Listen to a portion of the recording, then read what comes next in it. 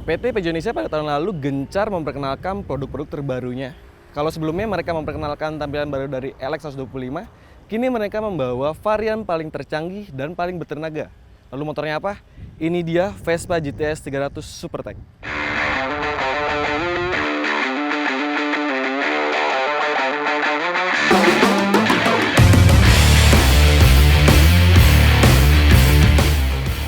Nah, kalau ngomongin desain dari motor ini, pertama kalau kita bahas ubahannya memang nggak terlalu banyak, masih mirip-mirip sama model terdahulunya. Nah, di Vespa ini sudah menggunakan lampu LED di headlamp utamanya, lalu juga sudah menggunakan frontai dengan model baru yang dikasih clear dengan ornamen warna kuning. Nah, nggak cuman itu aja, ubahannya juga ada di model velgnya yang kini berubah. Sebenarnya masih sama kayak model terdahulu, cuman dia dikasih kayak bentuk-bentuk yang sedikit berubah. Tetap masih pakai palang 5. Nah, biar unsur sportnya dapat, dikasih ada emblem tulisan T di sini. Nah, motor yang gue bahas ini bukan tampilan standar dari Piaggio, tapi Piaggio udah ngasih contoh full aksesori dari motor ini. Kayak ada fly screen, terus juga ada handle, bar end, dan handle rem yang bisa diatur. Terus biar tambah sporty juga ada opsi bangku yang single seater. Jadi biar tampil lebih racing atau sporty lagi nih. Sekarang dia tuh udah make speedometer yang full digital TFT 4,3 inci. Di sini tuh bisa nampilin navigasi, GPS, nerima telepon sampai menyambung intercom pada helm. Nah, tapi untuk nikmatin semua fitur yang dikasih di speedometer ini, terlebih dahulu kita harus pairing dengan aplikasi di ponsel. Caranya dengan mendownload aplikasinya di App Store maupun di Play Store. Kalau udah, kita tinggal ke tombol setting ini. Nah, ini joysticknya untuk mengaturnya. Kita ke setting, nanti muncul configuration, ada juga bahasa, backlight, grafik. Kita ke configuration untuk pairing dengan ponsel kita. Nah, kalau tadi udah pairing dengan Bluetooth, kita sekarang coba navigasi ke Indonesia Convention Center atau ICE. Kita pencet go. Nah, langsung muncul navigasi di layar ini. Jadi nggak perlu repot-repot buka lagi HP, udah ditampilin di speedometer yang canggih ini, guys. Meski menggendong mesin cukup besar yakni 300 cc, bentuk bodinya masih bisa dibilang kompak. Meski memang sedikit besar dari Vespa GTS 150. Ketika mutar tuas gas pertama kali, motor langsung merespon dengan cepat. Tarikan awalnya menurut gue sangat mengasihkan. Ini nggak terlepas dari penggunaan mesin baru yang ngebuat torsi naik 18% dan tenaganya meningkat 3 daya kuda. Untuk posisi berkendara terbilang ergonomis dan cukup nyaman.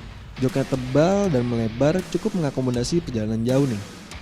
Kalau soal handling, karena bobot yang cukup berat dan penggunaan kaki-kaki yang cukup gambot, berimbas pada kestabilan motor yang jadi lebih rigid nih. Namun untuk Anda yang baru mengendarai Vespa, memang butuh adaptasi. Sensasi berkendaranya memang berbeda dengan motor-motor matic pada umumnya. Nah, kita bahas fitur keselamatan dari motor ini. Pertama, dia ada fitur ASR, semacam traction control dari Vespa. Terus ada sistem pengereman ABS, dual channel, depan dan belakang. Lalu yang terakhir ada sensor tip untuk mengatur sensor kemiringan dari motor ini. Nah, kalau ngomongin akomodasi, Vespa ini ngasih banyak opsi. Pertama, ada di cantolan sebelah sini di bawah kunci, bisa naruh barang-barang. Terus di dalam console box ini bisa naruh sarung tangan, kacamata, terus juga mineral kecil, jadi bisa lebih rapi lagi naruhnya. Ini juga ada toolkit, ada kunci-kunci, ada port outlet, USB port, sama sikring. Nah, nggak cuma di situ, sekarang kita lihat bagasinya juga. Cukup besar untuk menampung sebuah helm. Kita buktikan. Ada helm half face. Apakah muat? Bisa masuk dengan sempurna, jadi bisa naruh helm dengan aman di motor ini. Di belakang juga dikasih teknologi LED. Nah, ciri khas GTS juga memakai lampu stop lamp yang berbentuk mengotak dengan dimensi yang agak besar. Nah, sekarang kita bahas dapur pacu dari si GTS ini. Kalau model terlamanya dia pakai tipe yang Quasar, sekarang sudah pakai yang model terbaru HPE, High Performance Engines. Nah, dari penyematan mesin baru ini diklaim tenaganya naik 12% dan torsinya tuh naik 18%-an. Mesinnya masih sama seperti yang dulu konfigurasinya. 1 silinder 278,3 cc, berpendingin cairan dan 4 katup.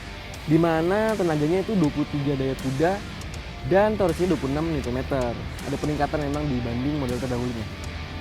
Dengan tinggi badan 172 cm dan berat badan 73 kg, kaki gue nggak bisa menapak dengan sempurna. Cuma kakinya gampang sebenarnya. Tinggal pindahin kaki sebelah kiri atau kanan, lalu kaki bisa menapak dengan sempurna. Motor ini cuma dikasih dua pilihan warna aja, warna abu-abu dan warna hitamnya. Untuk bandrolnya cukup tinggi, 152,9 juta on the road Jakarta. Selisihnya terpaut 20-30 juta dengan model terdahulunya.